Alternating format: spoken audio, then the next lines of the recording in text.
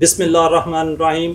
Knee replacement यानी कि घुटने के जोड़ की तब्दीली आजकल बहुत ज़्यादा आम है।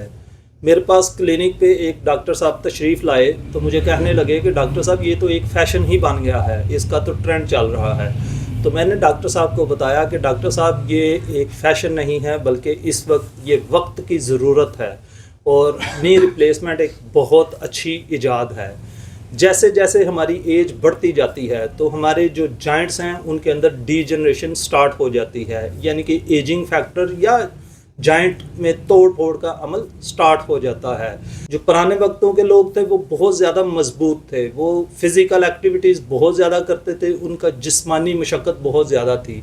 खेतों में काम करना, पैदल चलना, वज़न उठाना, मशीन्स नहीं थी। लेकिन आज का दौर बदल चुका है। आज के दौर में इंसानों की जगह मशीन्स ने ले ली है। इन मशीनों की वजह से लोगों का जो फिज़िकल एक्टिविटी है वो बहुत कम होके रह गई है। अब लोग वज़न नहीं उठाते, पैदल नहीं चलते, मेहनत मशक्क़त नहीं करते।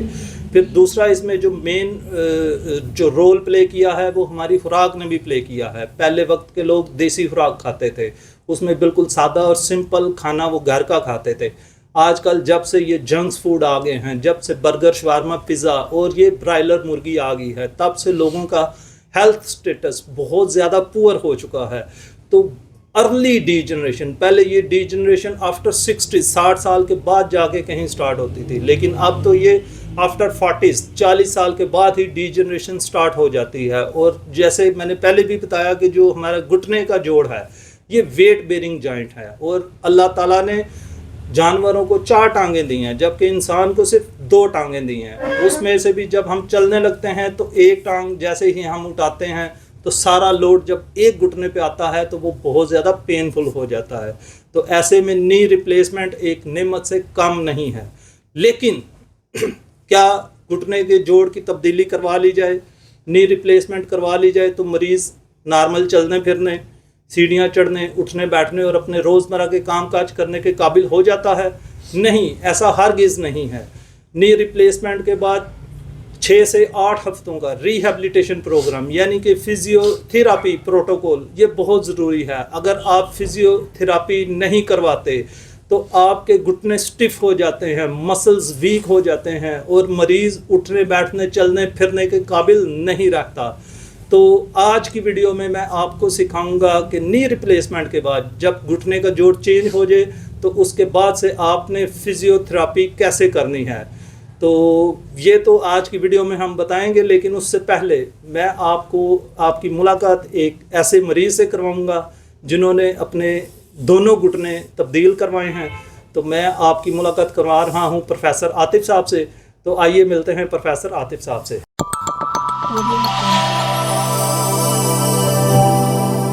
जी अस्सलाम वालेकुम। मैं HOD हूँ ज़िम्मेदार कॉलेज में फ़िज़िक्स का।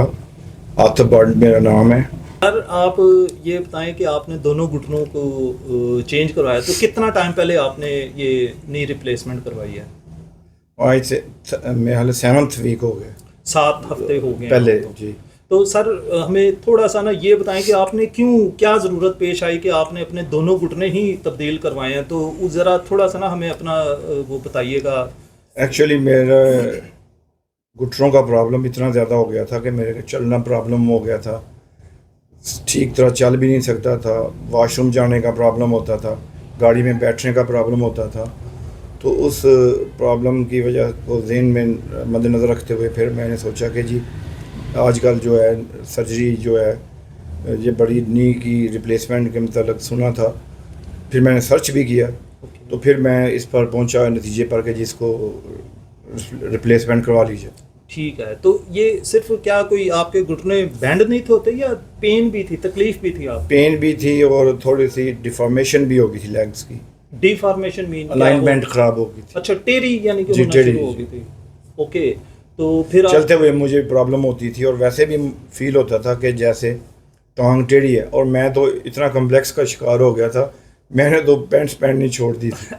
मेरे घर वाले परेशान हो गए कि वो, लेकिन वो एक प्रॉब्लम थी।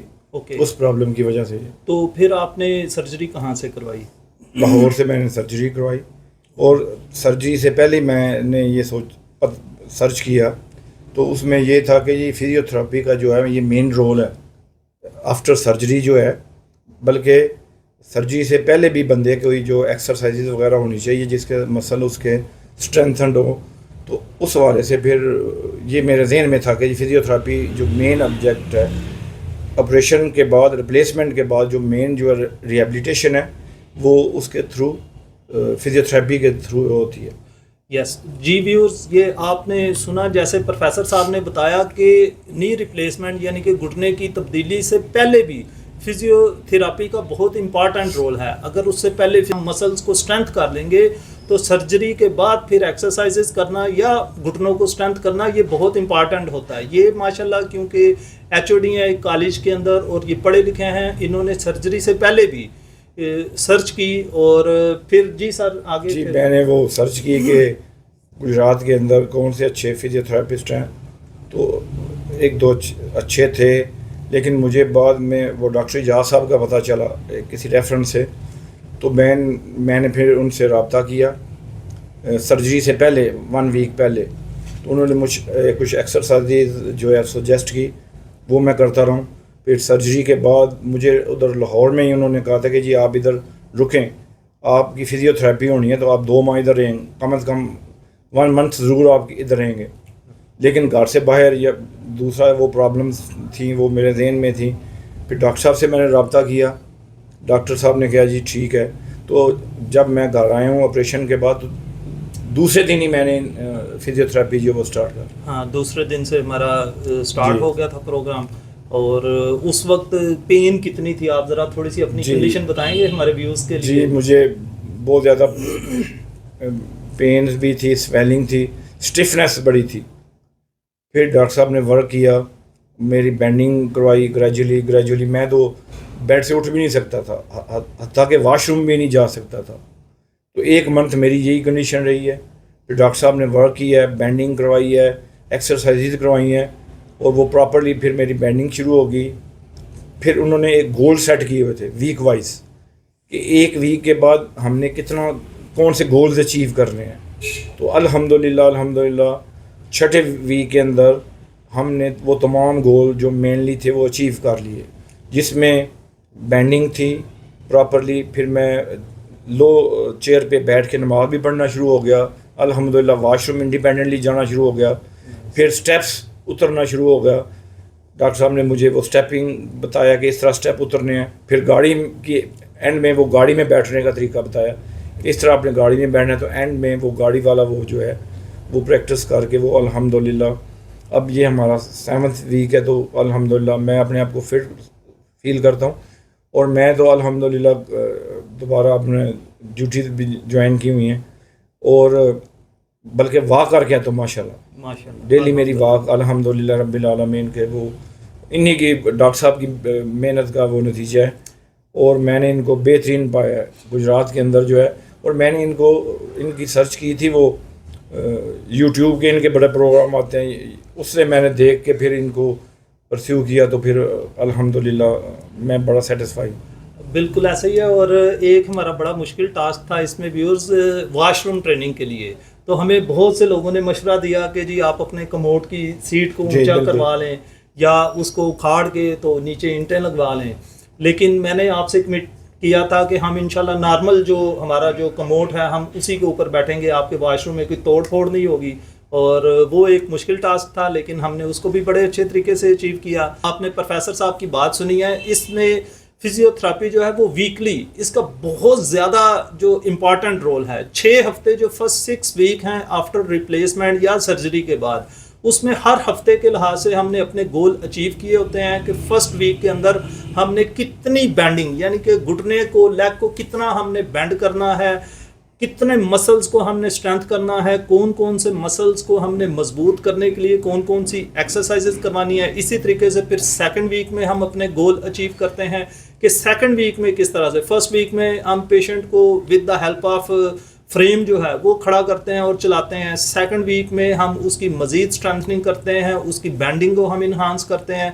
फिर पेशेंट को हम सिट टू स्टैंड ट्रेनिंग भी स्टार्ट करवा देते हैं। उसके बाद उसका जो गेट है, जो वॉक है, उसका हम डिस्टेंस बढ़ा देते हैं। इसी तरह 3rd से 4th वीक में जाके हमने मज़ीद बैंडिंग को 90 तक लाजमी बैंड करना होता है, ताकि मरीज़ नॉर्मल कुर्सी पे, नॉर्मल बेड पे, नॉर्मल सोफ़े पे, गाड़ी में वो बैठ सके, ताकि उसको किसी किस्म की दिक्कत ना हो। और इसी तरह जो हमारा फाइनल 5th और 6th वीक होता है, उसमें हर तरह की जो इंडिपेंडेंट ट्रेनिंग है पेशेंट की, वॉशरूम ट्रेनिंग होगी, उसका गाड़ी में बैठना, गाड़ी से उतरना, फिर इसमें स्टेप ट्रेनिंग यानी कि सीढ़ियाँ चढ़ना और सीढ़ियाँ उतरना।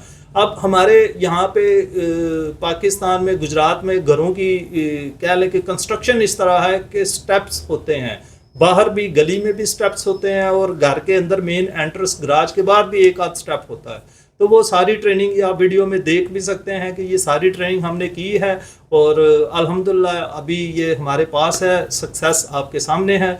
तो मैं आपसे भी यही रिक्वेस्ट करूँगा कि सर्जरी आप जहाँ से मर्ज़ी करवाएं, लेकिन फिजियोथेरापी आप उससे पहले भी, सर्जरी से पहले भी और सर्जरी के बाद भी, इसका मेजर रोल है। अगर देखें अब जो पाकिस्तान में जो सर्जरी हो रही है, घुटने के जोड़ की जो तब्दीली हो रही है, एक घुटना तकरीबन 10 से 12 लाख में तब्दील हो रहा है।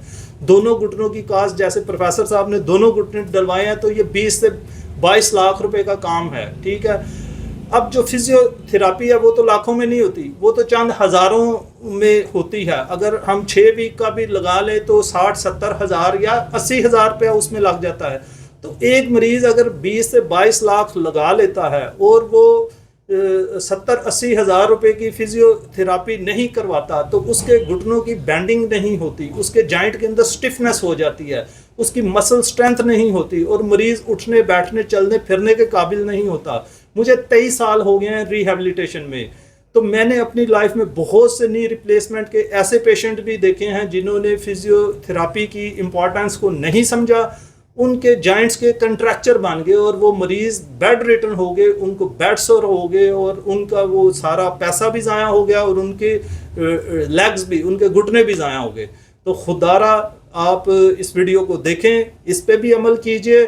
अगर आपके करीब कोई क्वालिफाइड फिजियोथेरापिस्ट है तो आप लाजमी उसके पास जाके एक्सरसाइजेस कीजिए। ये जो वीडियोस होती हैं इसमें सिर्फ चंद ये टिप्स होती हैं आपके आसानी के लिए, कि अगर आपके पास करीबी कोई फिजियोथेरापी डिपार्टमेंट अवेलेबल नहीं है तो आप इससे हेल्प आउट ले सकते हैं। अगर आप हमसे कोई फर्दर मशवरा लेना चाहें तो हमारे नंबर नीचे स्क्रीन पे नज़र आ रहे हैं, और मेरे चैनल को आप सब्सक्राइब कर लें ताकि आपको ऐसी ही इंफॉर्मेटिव वीडियोस मिलती रहें। अपना ख्याल रखिएगा।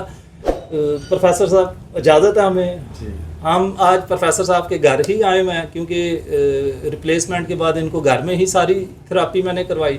तो बहुत शुक्रिया आपके टाइम का। आपका शुक्रिया।